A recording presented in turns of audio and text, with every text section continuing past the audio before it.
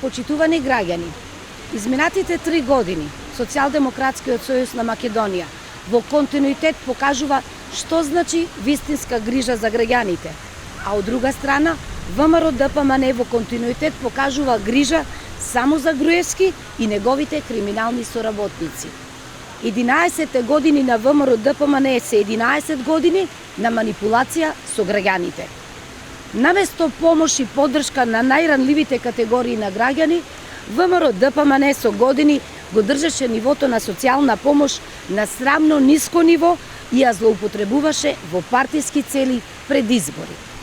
За 3 години Социјалдемократскиот сојуз на Македонија преку социјалната реформа не само што ја зголеми социјалната помош за 300%, воведе детски образовен додаток, туку го прошири и опфатот на деца корисници. Понудата за новиот 4-годишен мандат е уште повисока социјална помош за 34.000 семејства и детски додаток за 65.000 деца. Исто така 3 години Социјалдемократскиот сојуз на Македонија го реши проблемот со стечајците кои ВМРО-ДПМН ги игнорираше. 12.000 стечајни работници денес добиваат по 8.300 денари месечно, а наскоро ќе добиваат и домашна платежна картичка од 9.000 денари. За време на 11 години на ВМРО-ДПМН решен беше статусот на околу 4.000 стечајци. Ветивме и го реализиравме концептот парите назад кај граѓаните, па и во време на криза тој концепт продолжува. За тоа говорат 28 милиони евра кои ги враќаме назад кај повеќе од 324.000 граѓани преку домашната платежна картичка и ваучер за туризам.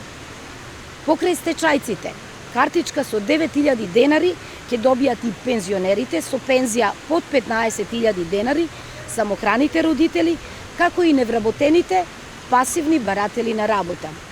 Градиме правна држава која е праведна за сите. Ги намаливме нотарските и трошоците за извршители, а со отписот на камати на долгови за физички лица избришавме 10 милиони евра долгови на граѓаните.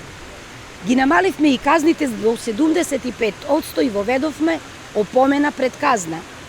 Почитувани, разликата е јасна. Социјалдемократскиот сојуз на Македонија се грижи за сите граѓани и ги враќа парите назад кај нив, а ВМРО-ДПМН се грижи само за обнова на режимот и колку повеќе пари да земе од граѓаните. Затоа, на 15 јули, граѓаните ќе гласаат за концептот кој обезбедува повеќе пари во нивните семејни буџети, а не за обнова за режимот кој им ги крадеше парите. На 15 јули, граѓаните ќе гласаат за фер и праведно општество, ќе гласаат за правна држава. Обнова на криминалот, обнова на режимот нема да има.